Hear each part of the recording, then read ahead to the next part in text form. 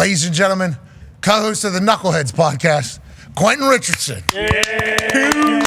Dude, sorry we got a little carried away there. You had to watch all that. We got Tom Cruise on the show tomorrow. It's absurd. Hey, fellas, I appreciate you inviting me here. I'm salty that I missed the invite to the 7:30. I'd have been there bush-eyed and Brackville ready to go. I'm a Mission Impossible huge fan. I can't believe it. Nah, I sent the text. You didn't. You chose not to go, right? Wow. We texted him. No way, no how. I can't believe that. I'm over there. I'm feeling Connor's energy through the Zoom. I'm ready. I was there. That's fun. That's fun stuff. No, see, that's why he's feeling my energy, because I'm not sitting here like, oh, I had a really fun time at Mission Impossible this morning. No, that wouldn't translate to QRich all the way over in his own little Orlando being like, oh my God, I got to go see this movie now, because I'm not sitting here like Paul Skeen saying it was fun. Okay, Q-Rich, I'm kind of disgusted that Foss didn't invite you to this. Next time we have... Maybe. I agree. Jimmy Pitaro was giving a speech. He needs to think about what Foss did to Q-Rich in this entire situation. Yeah. Especially with TC online tomorrow. Exactly. I mean, it's a big deal. Let's go to tonight, though. Please. It's hard to not talk about Tom. What's your favorite Mission Impossible, Q-Rich? Yeah, that's good. That's a good question. Man, it's hard to pick one, man. I remember. It's hard. It's like all of them give you something, and you got a special feeling about each one of them, man. All of them are fire to me. I just know that I've been watching. I'm like Connor. I've been watching since inception, and I'm disappointed I wasn't invited to the 7:30 this morning, but I will be seeing it when it comes out. I'll see Tom Cruise at the theaters, as he said. It's Thursday, it's coming out. Okay, let's talk about tonight. Conference finals start tonight.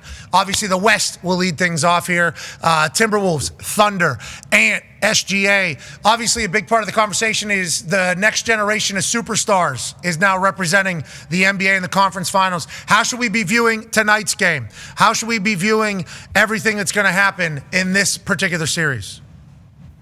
I mean, I can see why everybody's saying these two guys can potentially be the face of the league and all of that stuff, and this series is going to be big for me.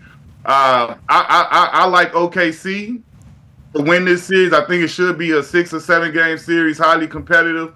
And I wouldn't be surprised though if Julius Randle can continue to show up how he's been showing up, and also Rudy Gobert. I wouldn't be surprised if Minnesota could go ahead and push them. But with things are as they are, OKC opening up at home, I don't know if people been paying attention. That's the loudest building in the arena.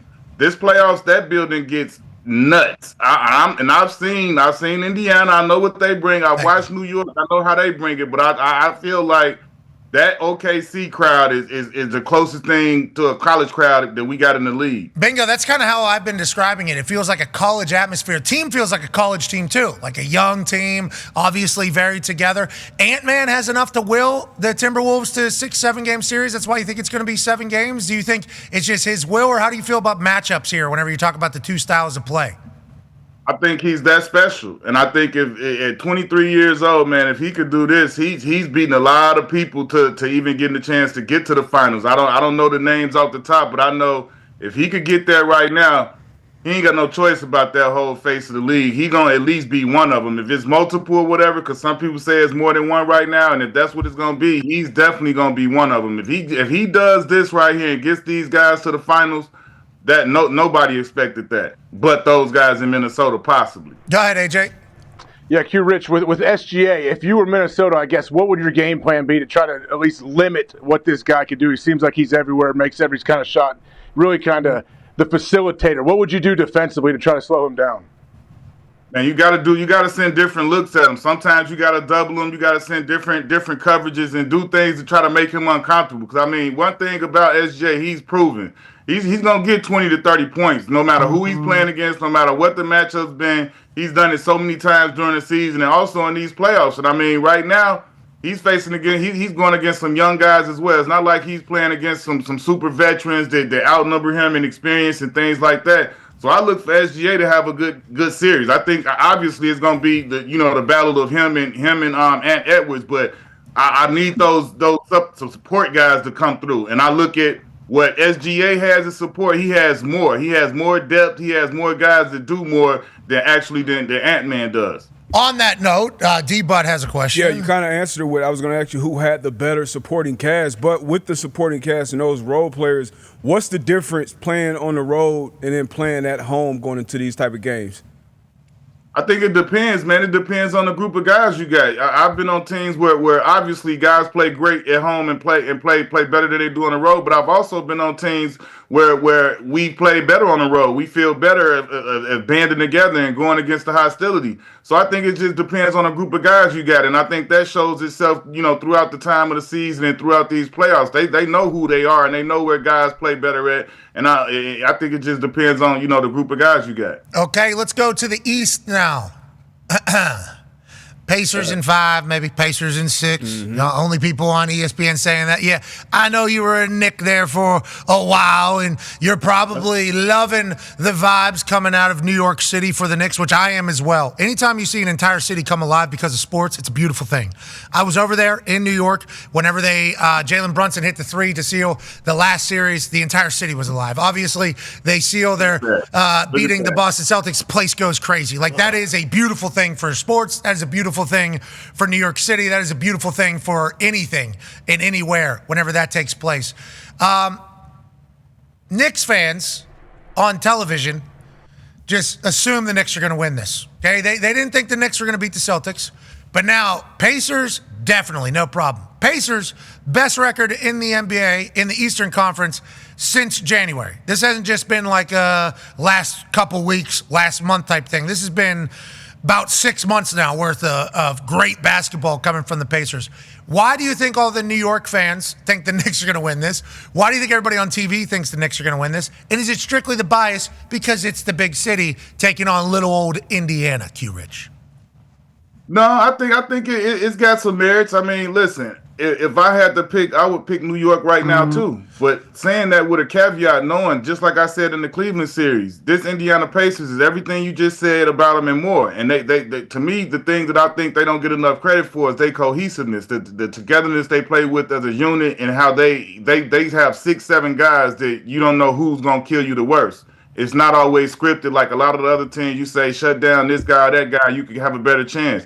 These guys want 6, 7, 8 guys out there, and any of them can get you 20 or possibly 30 on any given night. So I don't say that lightly, but I do say what Jalen Brunson has done, the position he's putting himself in, with the way he scored in the clutch and in the fourth quarter and the way he's been able to lift this team, I think he's put himself as, obviously he's not going to be the MVP, but in these playoffs, he's been the best player in these playoffs to me. With what he's been able to do, no matter what the situation was, no matter how well he's playing or how bad he's playing. When that fourth quarter came, he's been money. He's been somebody that you could go take to the bank and he's going to get you something. You don't know how he's going to do it. He's got a little body, big body, but like he's figuring things out and he's been unstoppable when it matters most. So when it comes down to a series that I think this is going to be a 6-7 game series as well. But when you got a closer like that, that's the kind of thing that could tip the scales in this series. Doesn't mean that it will, but I mean, when he's doing what he's doing, that gives them a high likelihood. I love watching this Knicks team play.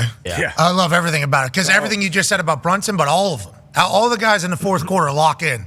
And it's like you find out who are the dogs and who's not. Now, obviously, what they were doing to the Celtics and beating the Celtics, people are going to mention Tatum's injury. They were up 7 in the fourth whenever that injury took place. They're the reigning champs. New York knocks them off. It's been a hell of a run for this Knicks team. And Knicks Pacers in the Eastern Conference Finals is a beautiful thing. Classy. Yeah, I think so. I think it's a beautiful thing. And we're enjoying the hell out of it over here. We know New York is as well. Should be a great thing for sports as a whole. Now, it comes down to who's going to smack the wood. Tone has a question for you. Yeah, Q, we know all the scores and the stars, but a lot of people don't know about the defenses at all. Who do you think is the best defense left? Who has the best advantage there left in the NBA playoffs?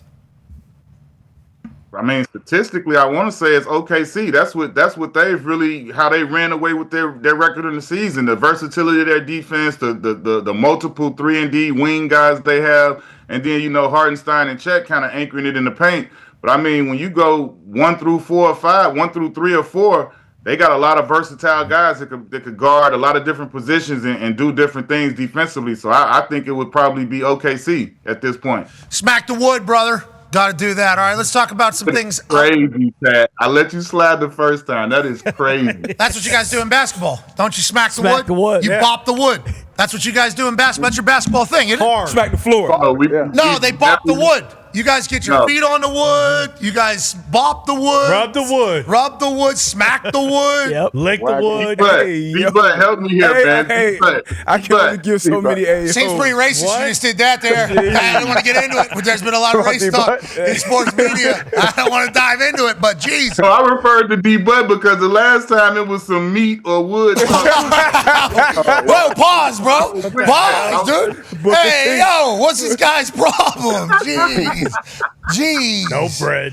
Anyways, sometimes you got to whack the wood a little bit. Yeah, kiss the wood every once in a while. Every time you got to do it. That's your guys' sport, not mine. I mean, Jesus. Let's talk about things that aren't the playoffs, shall we? Ty has a question for you. Yeah, QRich, I don't think we've talked to you since the lottery, and we mentioned it leading up to it. I mean, people don't want to say it's rigged, but LeBron said he understood the assignment when the Cavs got the first pick.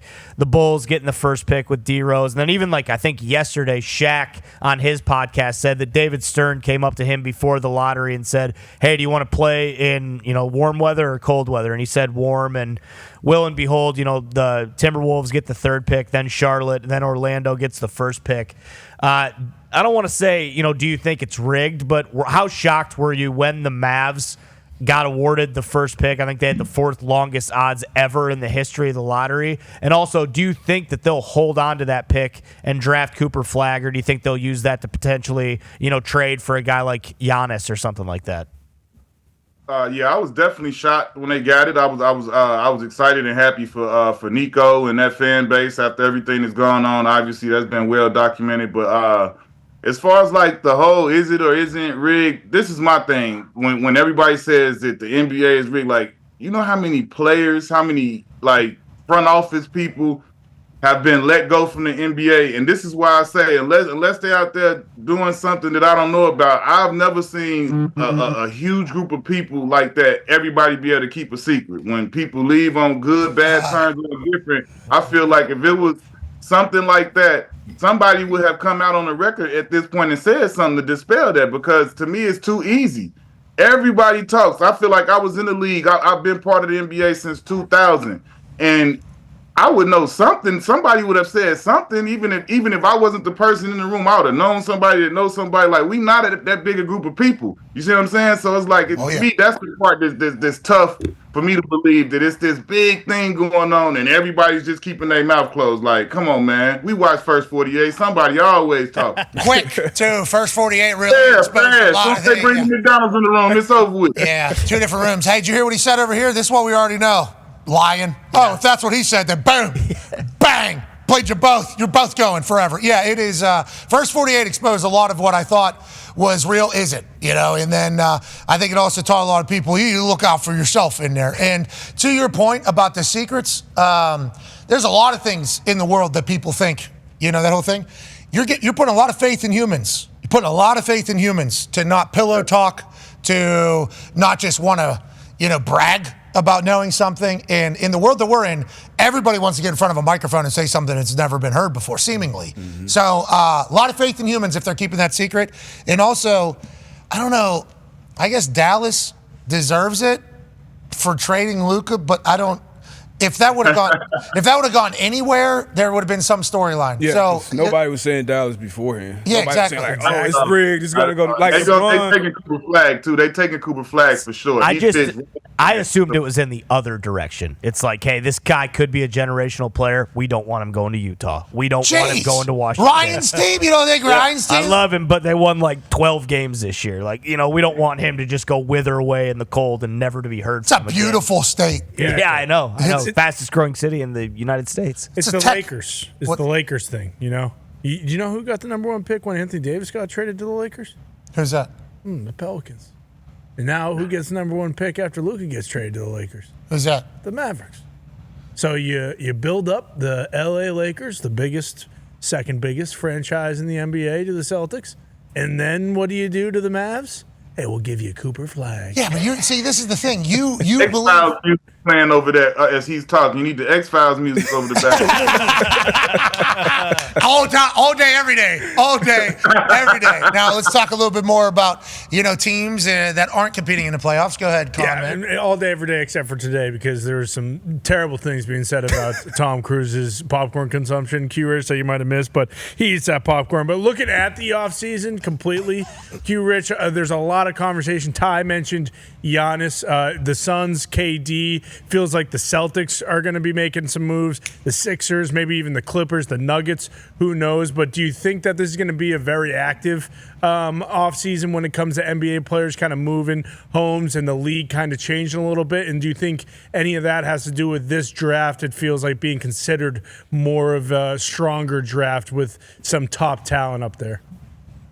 Anytime you have somebody like Giannis come out and it's a possibility that he could be moved, and obviously the KD situation is looming and everybody believes that he will be moved as well. So, I mean, when you got two all-timers, two top 75 guys that's on the slate to be moved in the offseason, you know it's going to be a big offseason because those dudes are what you call seismic activity. Either one of them, anywhere they go, that's like a huge move in the NBA, and there's going to be a lot of pieces that move along with it. And anytime those teams go, wherever they end up, you see some of the other teams, depending on where they end up and how good those teams are, you see other teams try to go and make moves to try to counter that or try to put themselves in a situation to be ready for that. So I think it's definitely going to be a big off season of moving around and a lot of player movement led by Giannis and KD. I like it.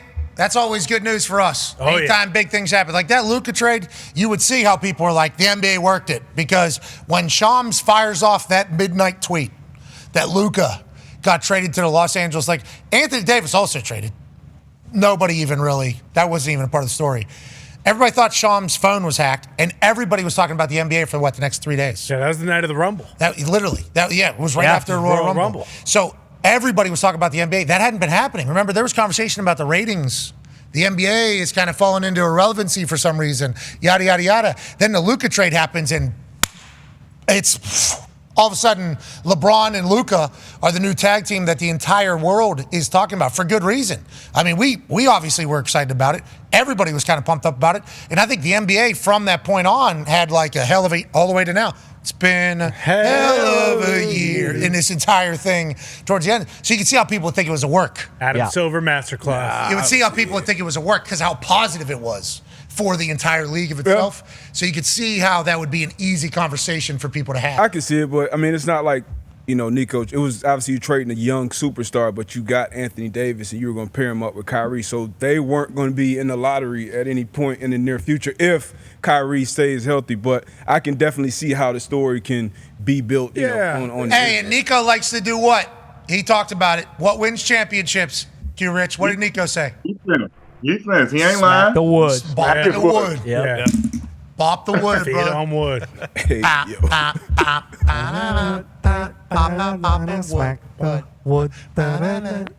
Whack yourself. It's not like the Mavericks ownership wanted to move the team either. All right. We appreciate the hell out of you, QRich. Good luck to your Knicks. It sounds like you're pulling for them in this series like everybody else. Just know that little old Indiana is about to run everybody off the court. That's what we're going to try to do. And we appreciate the hell out of your time. Yes, sir. Anytime, fellas. Appreciate you. You play pickup at all? Nah, I don't move around. I shoot, though. I like my Achilles. I'm nervous to go do anything sudden. I've seen too many of them. I sat in the doctor's office when Brandon Jennings, when I was with Detroit, when Brandon Jennings sat there and got his, I was there when he got his surgery and stuff, and the doctor was looking at me, he said, how old are you? And I was like 38, 39, then he was like, yeah, you guys are the ones that bought me my lake house. He was like, the weekend warriors, once a week guys at your age you want to get in there. He was like, every other week somebody popping one. And I always kept that in my head. I was like, yeah, nah. I never did that in the league. I'm not about to do it now afterwards playing around. So I chill. Anybody want a spot shoot, I'll shoot your face off. But other than that. That's something you always have, right? Shooters will always have a shot. That ain't going nowhere. It's like riding a bike. All I got to do is get a couple warm-up shots, calibrate wherever I'm at, the wind, whether it's outside and whatnot, and then I'm going to light you up. We need you to come into the Thunderdome. We watched Steve Nash. Steve Nash, maybe 2 bottles of wine deep at the time. He just got done filming the Mind the Game podcast. And we go, Steve, you want to play a shooting game? He goes, I haven't shot in like 11 years or something like that. He said, I don't really do that much. And then he goes from like 6 feet. It goes in, gets the ball, backs up 2 feet. Goes in, backs up 2 feet. 2 feet. Splash, splash, splash. He goes, yeah, I think so. I think I got it. Goes into the corner. Splat. I mean, not even 10 for 10. 10 for 10. Didn't even touch the rim. And he's drunk. The guy was drunk. And it was like, this is unbelievable for this to happen. So we need, and Tyrese Halliburton, same exact thing. Yeah. He came in here. I think he won 15 for 15. Yeah, kind of turned the season around. Legit. And I think that could potentially be a documentary that needs to be talked about. He got the footage. We talked a lot of shit to him too. We were talking a lot of shit because he was having a bad go there for a little bit at the beginning of the year. He goes 15 for 15. He starts talking shit back to us. And when was that? Was that in January? Yeah, I think so. Yeah, just about. So QRich, what we're saying is,